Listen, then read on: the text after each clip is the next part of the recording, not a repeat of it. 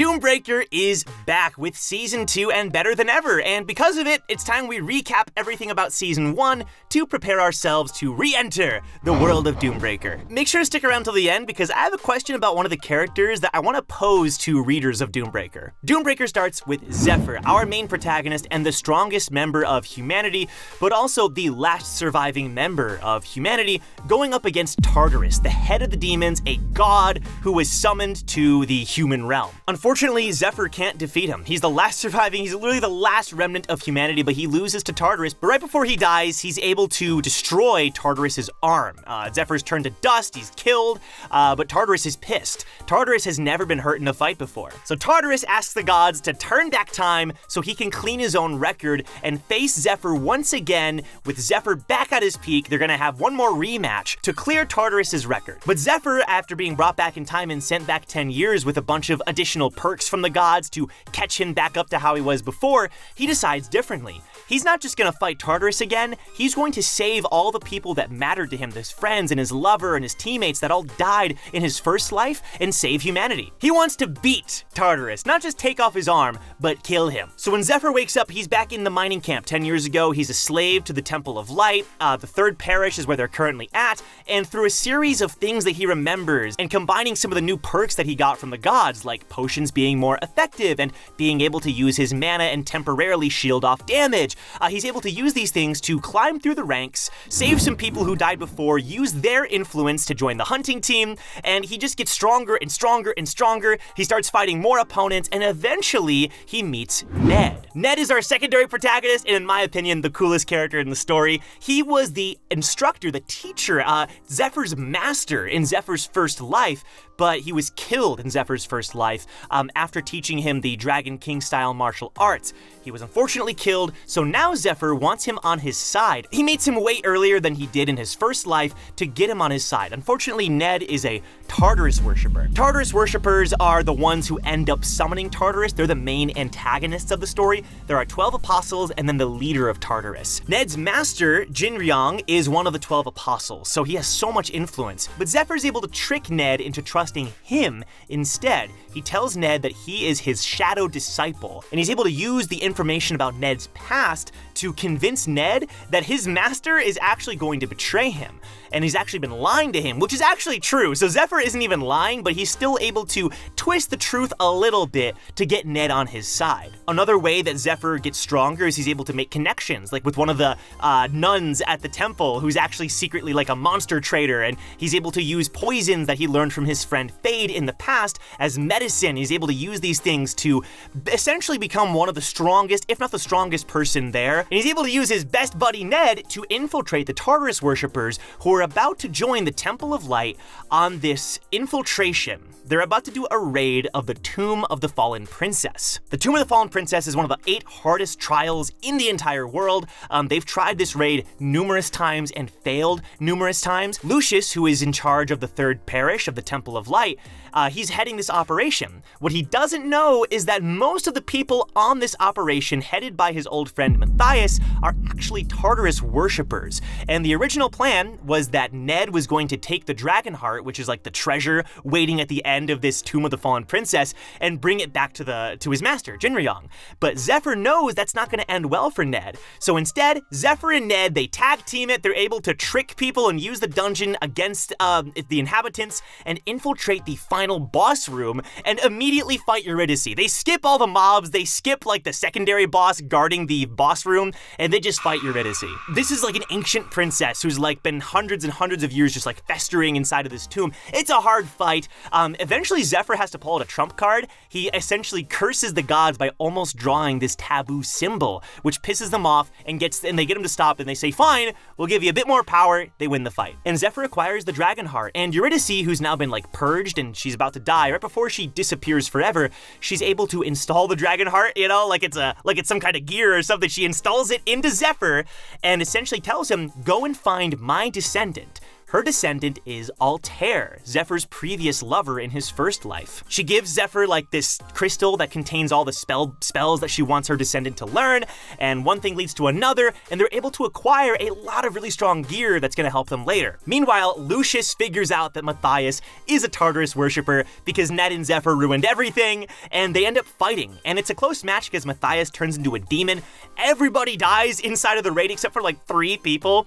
And Lucius, because he's a holy one, is able to borrow future years off of his life. He's able to like talk to his future self as an angel and borrow years off of his life to kill Matthias. It's pretty badass. Eventually, everyone meets back together. It's just Lucius and his 2 companions, and then it's Ned and Zephyr. And they are able to convince Lucius that the person who is currently at the 3rd parish, Olden, is actually also a Tartarus worshiper. Who would have thought? Olden is actually the one who killed Ned's father, stole their family weapon, ruined Ned's life, and was pulling all the strings in Ned's backstory. So of course Ned wants revenge. So Lucius, Zephyr, and Ned, they're like our trio for this next period where they all go back to the parish, and Lucius wants to rescue his wife and child, Ned wants revenge, and they're able to fight off the 2 twins under Olden, these 2 twin warriors. It's really, really cool, and it's like this series of battles, and it culminates in Olden being captured.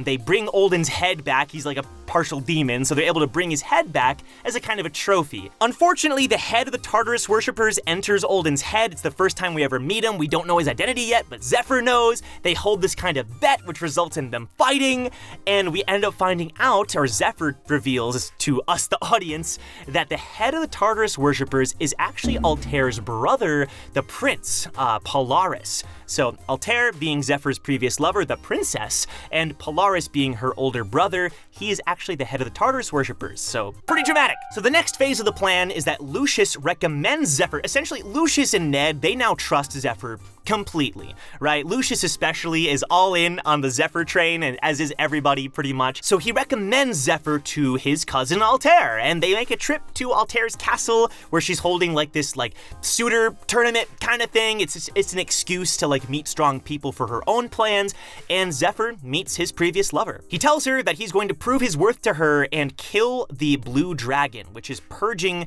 and poisoning this nearby forest, and the people it's not inhabitable. All this land in her kingdom is no longer inhabitable. Now Zephyr, with the dragon heart, has this knowledge of dragons. He's essentially like now part dragon himself. He also gives Altair the crystal, but there is an issue. Ned finds out that the real Shadow Disciple isn't actually Zephyr. It's his sister, who he thought was dead. So he confronts Zephyr. He doesn't accuse him of anything. He just says, "Can you explain what's going on?" And Ned ends up being the first person that Zephyr tells the truth to. Zephyr says, "I'm from the future." Ned ends up trusting him even more. He likes the fact that he was actually his former master. He says, I picked well, a little bit of an ego boost in Ned, and it just brings them even closer. They're truly like best pals now. Altair agrees to go along with this like newfound raid because previously she didn't have the strength, no one wanted to back her, she only had her close circle of friends, but now Zephyr says, "I'll kill this dragon for you." And so he takes her and her squad and Ned, and they all team up to take on this raid of the blue dragon. So the team starts coming together to prepare for this raid, but they first have to enlist the help of the forest's inhabitants, this forest that's being like poisoned, and that's the elves. We meet some elves, and we meet one of Zephyr's previous teammates in his first life, the master archer Dariel. Zephyr is able to give Dariel scales and a bow made of dragon scales to help kill this blue dragon, and he makes it through his own scales. He turns into his dragon form with the dragon heart that he has inside of him, and he rips off his own scales to make arrowheads in the bow. It's pretty awesome. But this makes Altair question Zephyr, because previously she was willing to think maybe he's just someone strong who is doing his job and wants to gain favor, but to go this far to achieve his goals, something's going on. So she casts a spell on Zephyr where if she kisses him, he has to tell the truth, and Zephyr says, "I don't mind at all." And he tells her, "I'm from the future. I am someone who knows what's going to happen, and I'm doing all of this to protect you." She knows he's not lying, she did the spell, so this adds a whole new layer to their relationship now. They're preparing for the final fight. The blue dragon is coming up, and all the preparations are being made. Altair knows all those spells from her ancestor Eurydice. The dragon scale arrowheads for our boy Dariel, the elven archer. Ned is also there with Ophelia, who is like the knight of Altair. Like, everyone's coming together. It's like freaking, you know, the squad is here. And it's time for this raid of the blue dragon, and that's where we end. We kind of get cliffhung. But that's where season 2, which is now coming out weekly, that's why you can read season 2. I'll be reading it because this story is so much fun. Everyone's curious, including me, to see how this blue dragon fight goes down and how it's all gonna play out. And when it comes to a specific question, I get these death flags with one of the characters personally when reading, so I wanna know, do you think Ned has death flags? Because I feel like he could get stronger, he has potential, but I almost feel like Zephyr isn't gonna succeed in saving him when his master died in his first life. I have this feeling that Ned might end up sacrificing himself again for Zephyr. I don't know, maybe that's just me though, so I wanna know, do you think Ned also has those death flags? Do you think he could possibly die in Zephyr's second life as well? Let me know in the comments down below. Also, for the first time, Doombreaker is getting a physical copy, a physical release, so if you want more information on how to acquire a physical copy of Doombreaker, the information is in the description. I know I'll be getting one as soon as I can. Thank you so much for watching, everybody. Like if you did like the video, and we'll see you for more Doombreaker. Take care.